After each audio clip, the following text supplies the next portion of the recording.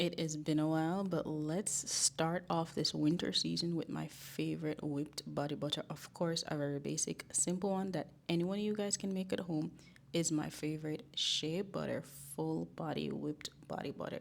So you can use this on your hair. I've used it in my hair before. You don't have to. It is gentle and you can easily create this at home.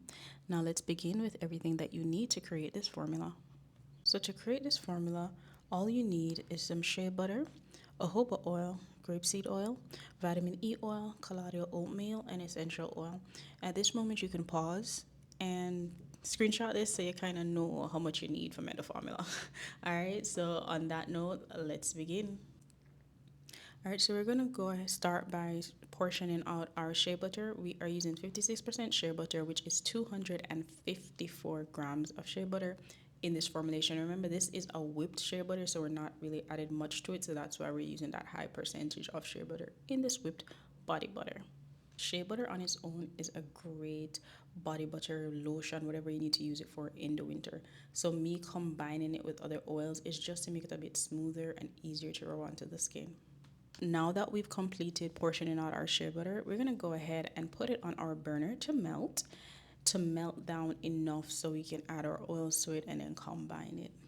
But remember, when we're melting our shea butter, we don't want the fire to be too high because we don't want to burn it, right? We just want to melt, make it the right amount so it can melt down enough so you can go ahead and whip it up.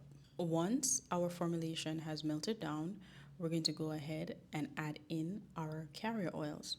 Our first carrier oil that we're adding in is our grapeseed oil. We're adding in our grapeseed oil at 20%, which is 20 grams of the formulation.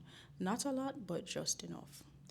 The next oil we're going to go ahead and add to this formulation is our jojoba oil.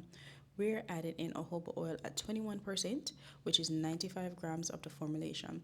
I know these might sound high, but do keep in mind that this is a 16-ounce formulation. So it's a good amount because I want enough for the winter. I know I'll have to make some more, but I'm just making enough. We're using jojoba oil in this formulation because it matches the sebum on our skin, and because of that, it makes this formulation not too heavy, not too greasy, but just enough to keep you moisturized and great for the winter time. Hence why I chose jojoba oil. Yes, you can substitute this with other oils, but the texture and the feeling, the results may differ. I have made this formulation with other oils. I have made different whipped body butters with other oils. You can definitely check that out.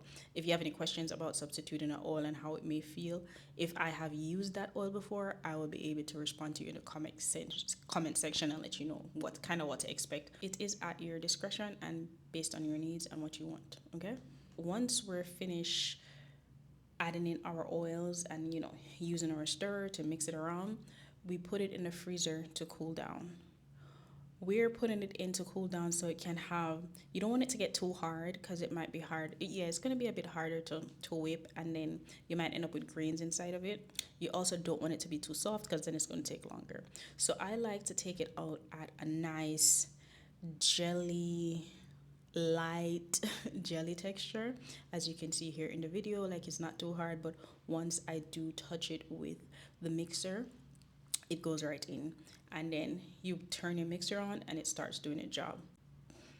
So once you have kind of broken up the seal a bit and you start mixing, you can add in your essential oils, colloidal oatmeal, your additives right away, or you can wait till just mix it just a little bit, pour it in the middle, and then start whipping it up again.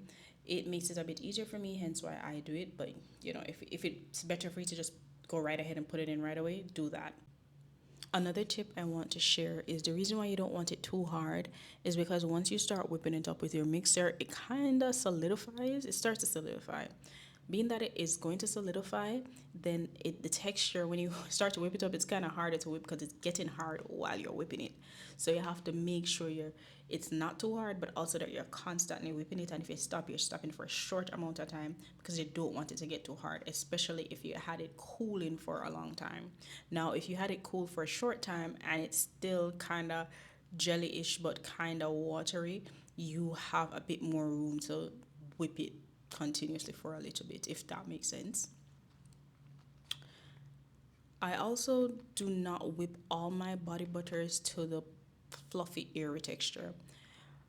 You can, but then the volume of it is a bit less. So I like it to have not too much of a fluffy texture, but also not too much of just a thick lotion.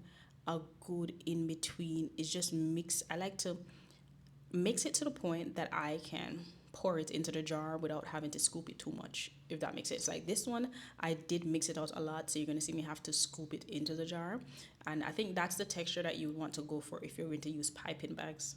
But if not, mix it to the texture that you can pour it into the jar, but not pour it in to the point that it's like super liquidy.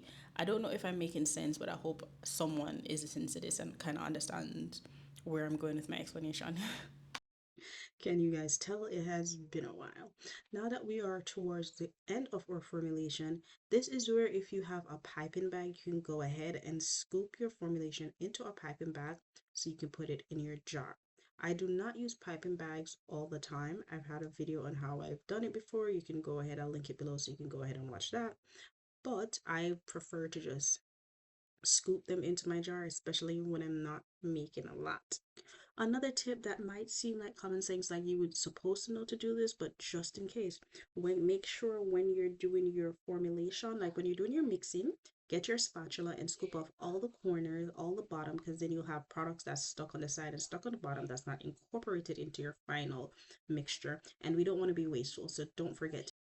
Now that we got our whipped body butter to become the texture that we wanted it to be, we're going to go ahead and get our jar. If you're running a business, you can get your 9-ounce jar, or if it's just for personal use, you can get your low profile jar, and then we're going to go ahead and scoop it into these jars or pipe them in if you have.